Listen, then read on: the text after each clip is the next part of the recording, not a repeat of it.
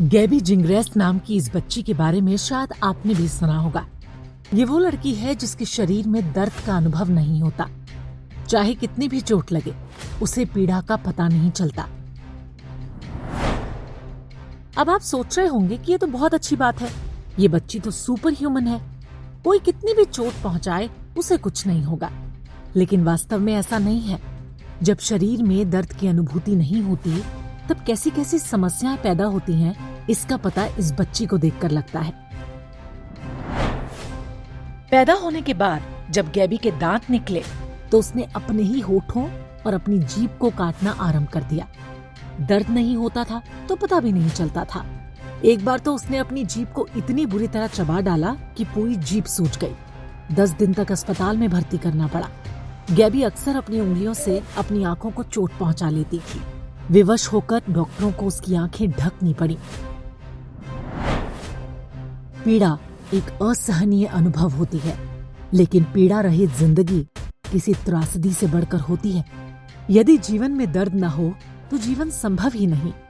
इस बच्चे की ये अवस्था तो दुर्भाग्य से जेनेटिक है, लेकिन सामान्य व्यक्तियों को जन्म से ही पीड़ा का अनुभव आरंभ हो जाता है। कुछ पीड़ाएं ऐसी भी होती हैं जो वो समय के साथ सीखते हैं। उदाहरण के लिए दूसरों की पीड़ा और दुख का अनुभव। अन्य मनुष्यों का दर्द, उनका दुख, उनकी तड़प इत्यादि हम केवल अपने विचारों के द्वारा ही अनुभव कर पाते हैं। अन्य मनुष्यों के बारे में हमें क्या महसूस करना है, ये हमें हमारे परिवार वाले और हमारा समाज सिखाता है।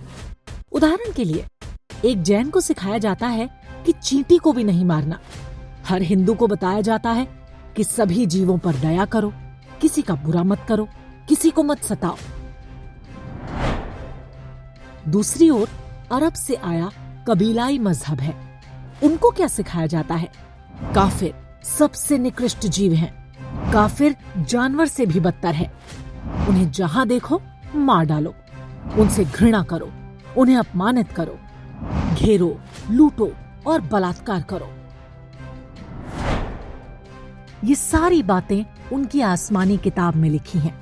यही कारण है कि मजहबी लोग काफिर के साथ कोई भी अत्याचार करते हुए दर्द, पीड़ा या अपराध बोध में नहीं आते।